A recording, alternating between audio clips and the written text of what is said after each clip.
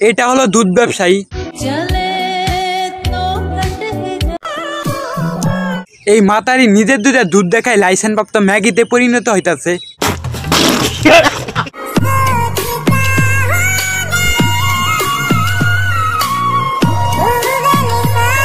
এই দুইটা ফুটবল আপনার সাথে কে? এই দুইটা ফুটবল তো ফুটবল মাঠে থাকা দরকার। বলতে পারবো না।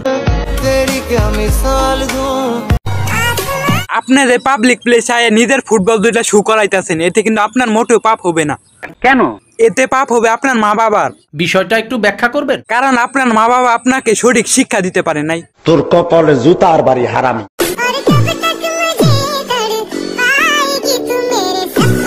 প্রতিটা ফুটবলের ওজন প্রায় 10 কেজি করে হবে।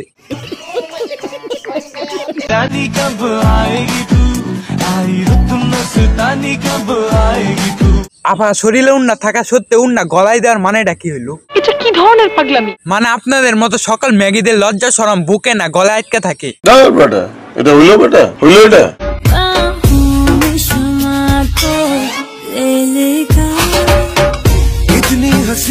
আফা আপনি যে পাবলিকের সামনে দুইটা দুধ শু করাইতেছেন, এতে কিন্তু পাবলিক মোটে উত্তেজিত হবে না।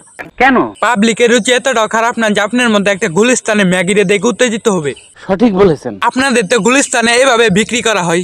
আর পাইবেন না 100 সাইকেল লোন 100 বাইক চালান 100।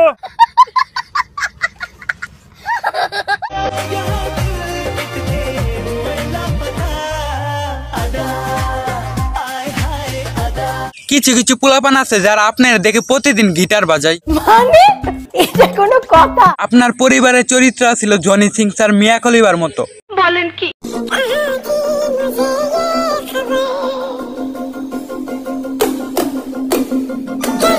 আপনার ফুটবল দুইটা দেখে কিছু কিছু পোলাপান রাইতের ঘুম হারাম করে ফেলাই।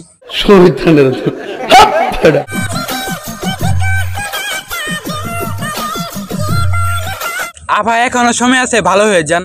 জাহান্নামী জাহান্নামী জাহান্নামী। আপনার ভিডিও যখন মোর সামনে আয় তখন কিন্তু আমাদের চোখে জিনা হয়। কি বলেন? আবার আপনার আরেকটা কথা বলি, এসব দুধ না শুকারায় ভালো কিছু করেন, এ তাই গাইতে পারবেন। নিঃসন্দেহে তুই ঠিক কথা বলেছিস।